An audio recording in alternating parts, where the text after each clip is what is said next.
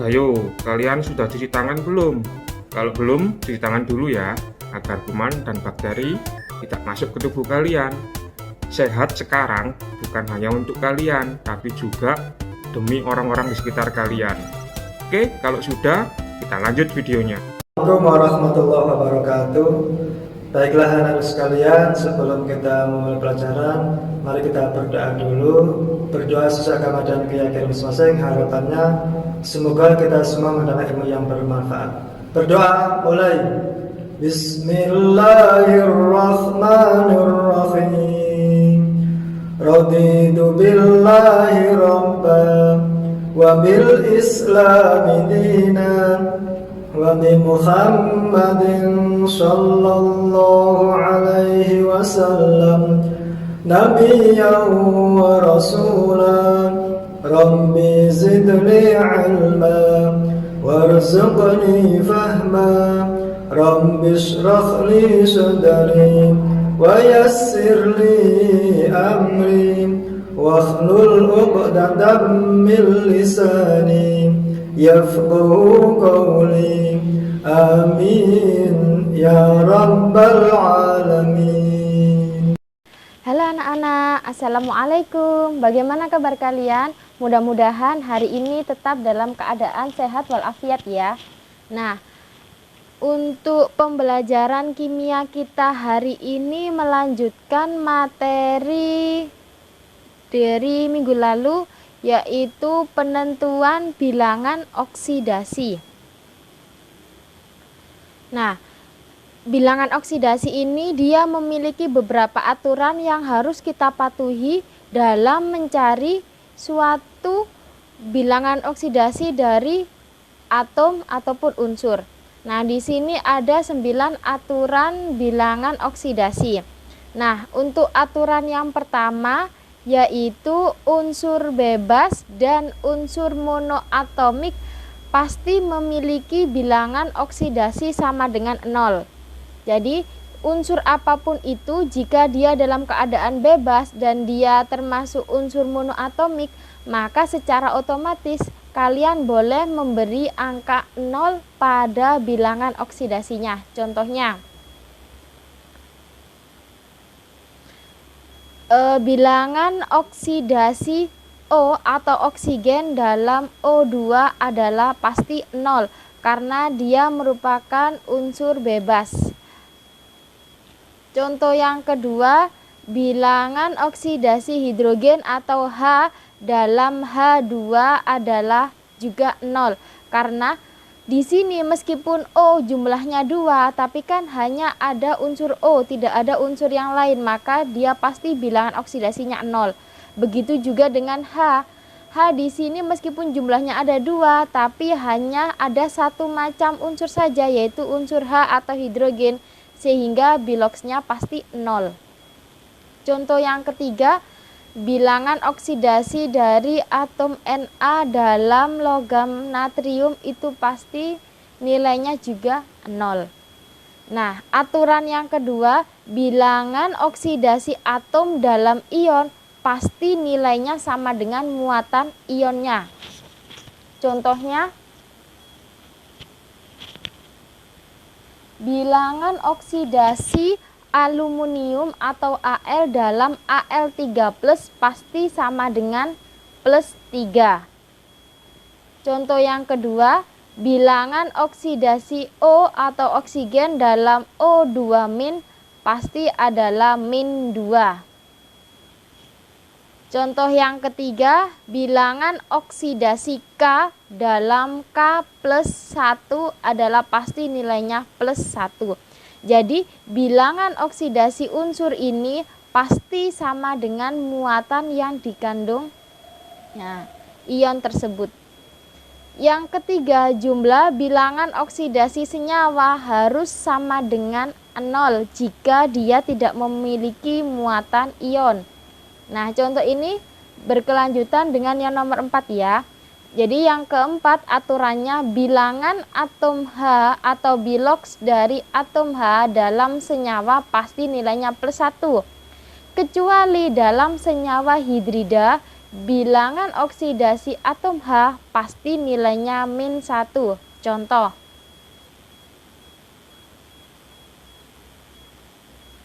tentukanlah bilangan oksidasi atom H dalam senyawa. Nah, di sini saya memberi contoh senyawa HF.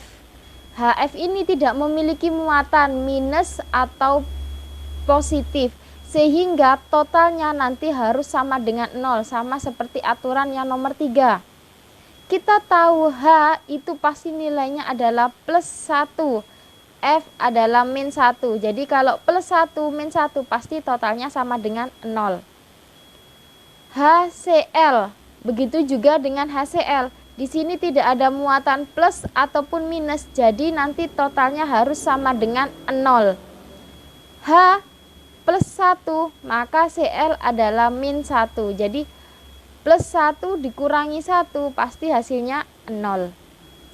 Tapi berbeda dalam senyawa hidrida, yaitu jika atom H bergandengan dengan senyawa logam, contohnya NaH.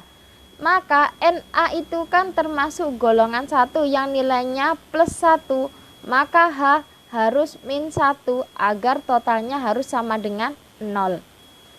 KH di sini juga tidak ada muatan positif maupun negatif, sehingga totalnya harus sama dengan 0.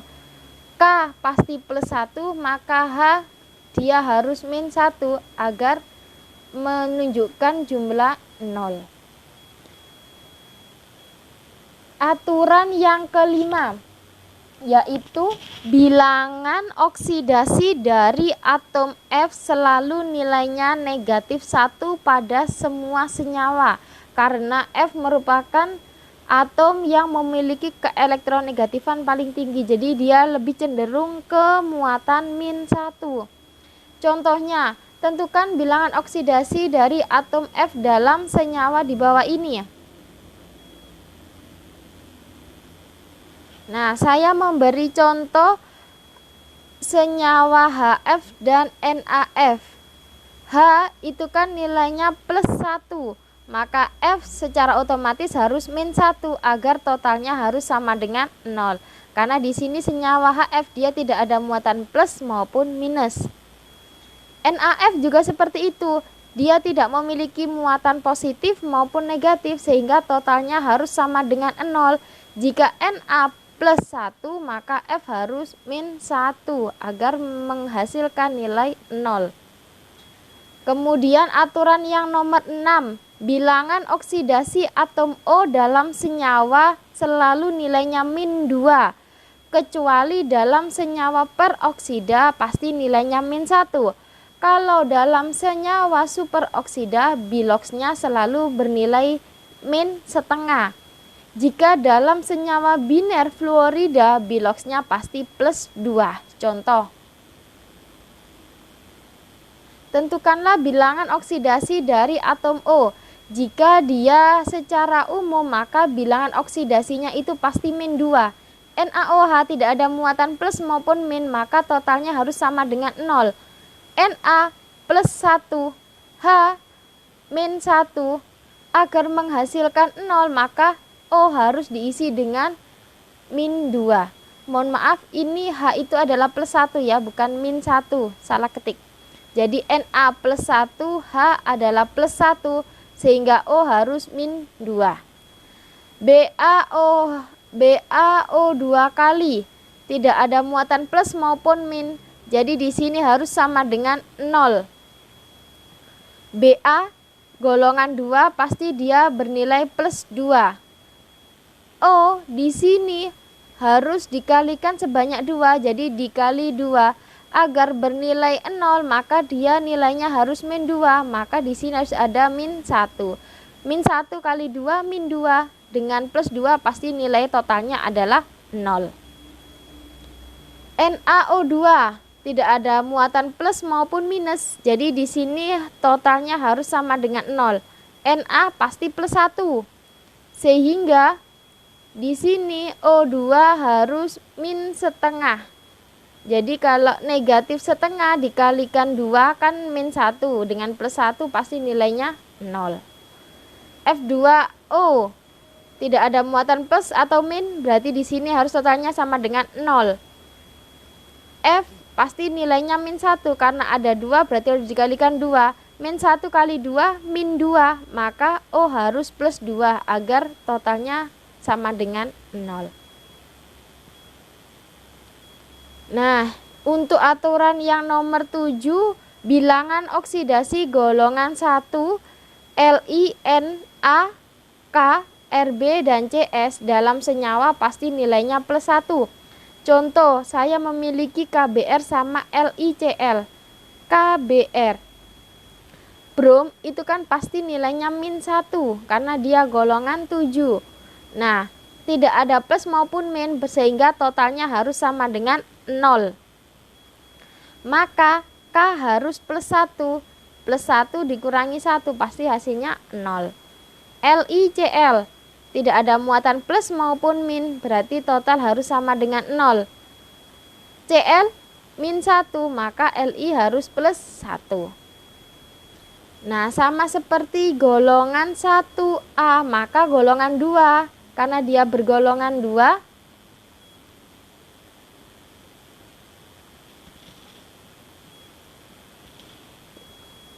untuk bilangan oksidasi logam golongan 2A ada Be, Mg, Ca, Sr, Ba dalam senyawa pasti nilainya adalah plus 2.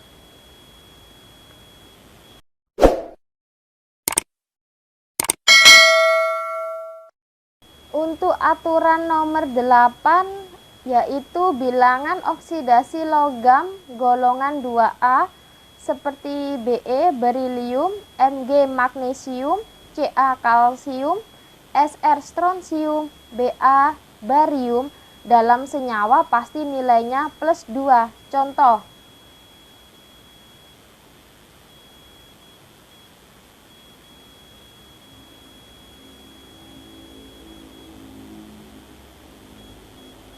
kalau saya memiliki senyawa MgCl2 dan CaO. Cl tadi nilainya pasti min 1. Karena ada 2 berarti harus dikalikan 2. Totalnya adalah min 2. Agar sama dengan 0 maka Mg harus plus 2. CaO tidak ada muatannya juga berarti total harus sama dengan 0. O nilainya min 2, pasti Ca harus plus 2 agar total bernilai 0. Nah, untuk aturan yang ke-9, jumlah bilangan oksidasi unsur-unsur dalam suatu ion poliatom harus sama dengan muatannya. Contoh, saya memiliki SO4 min 2. Nah, ini kan ada muatannya min 2, maka di sini bukan lagi 0, tapi kita isi sesuai dengan muatannya, yaitu min 2. Oh, kita tahu pasti nilainya negatif 2, karena sebanyak 4 berarti harus kalian kali 4. Negatif 2 kali 4, negatif 8. Agar sisa min 2, maka S biloxnya harus plus 6. Contoh yang berikutnya ada HPO4 2-. Karena di sini muatannya min 2, berarti kalian harus menulis di sini min 2. H pasti nilainya plus 1. O pasti nilainya min 2. Dikali jumlahnya 4 berarti kali 4. Min 2 kali 4 adalah min 8 ditambah 1 min 7. Agar menghasilkan min 2 maka P harus nilainya plus 5. Nah, itulah tadi ada 9 aturan bagaimana kalian harus melakukan urutan cara-cara dalam menentukan bilangan oksidasi suatu unsur. Saya akan memberi contoh soal lagi. Nah, di sini ada KMNO4. Kita tahu tidak ada muatan plus maupun minus. Jadi totalnya harus sama dengan 0. Nah, K golongan 1A kan? Jadi dia harus plus 1 bilangan oksidasinya.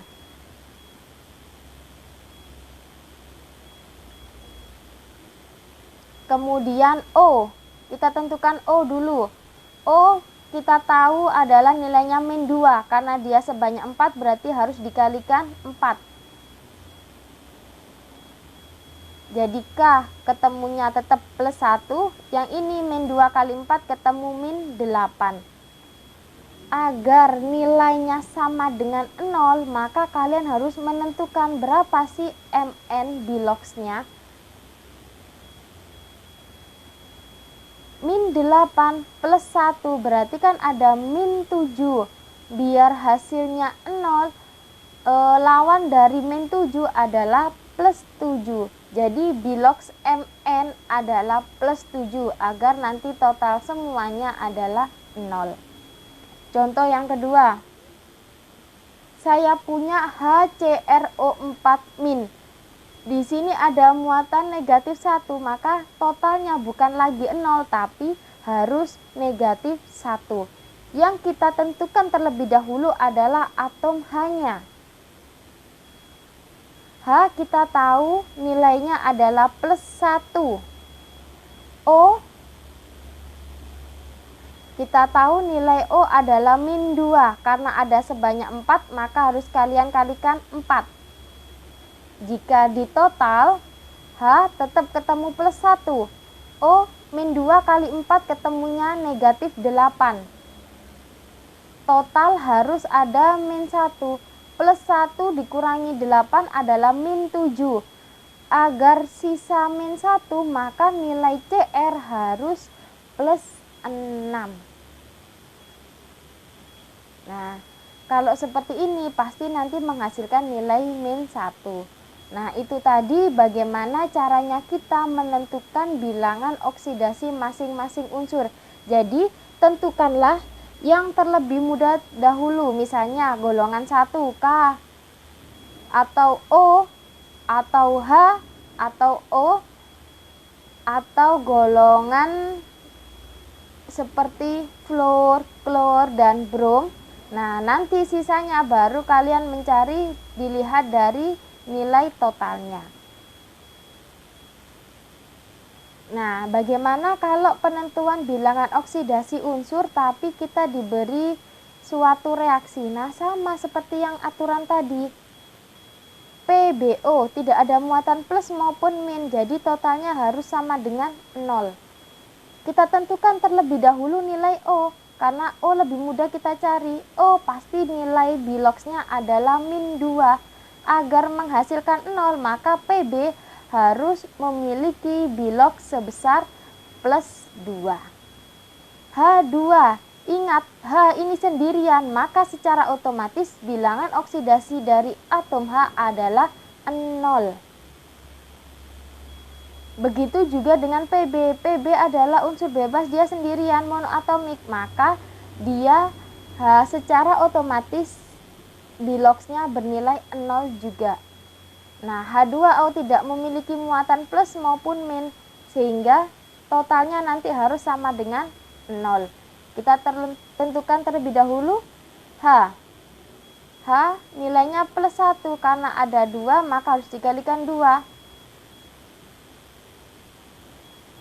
Nah, di sini 1 kali 2 plus 2, agar menghasilkan 0 berarti O harus min 2.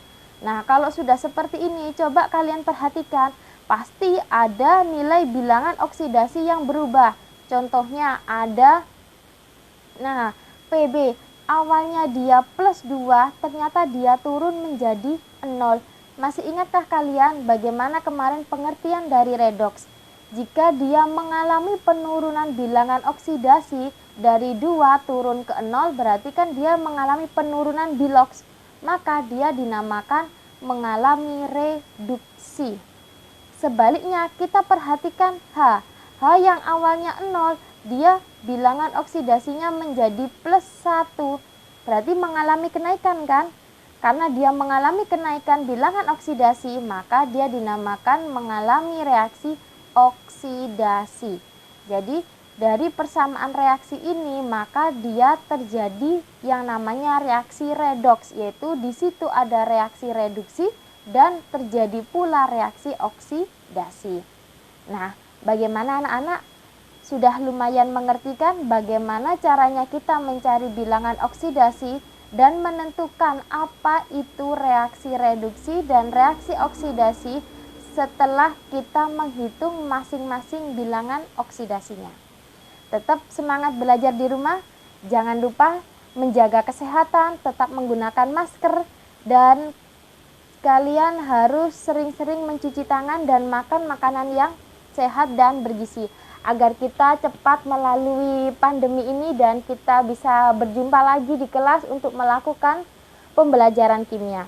Tetap semangat belajar, SMK Yapenas pasti bisa. Assalamualaikum, bye-bye. Salam olahraga, salam sehat. Jangan lupa memakai masker setiap kali berkegiatan di luar rumah. Dan gunakan masker untuk menutupi hidung dan mulut kalian. Contohnya seperti ini. Oke guys. Bagaimana dengan pembelajaran hari ini? Sukses selalu, tetap semangat. Jangan lupa jaga kesehatan, pakai masker, selalu cuci tangan, dan jangan lupa jangan keluyuran kemana-mana, tetap di rumah saja, bantu orang tua. Jangan lupa ibadah.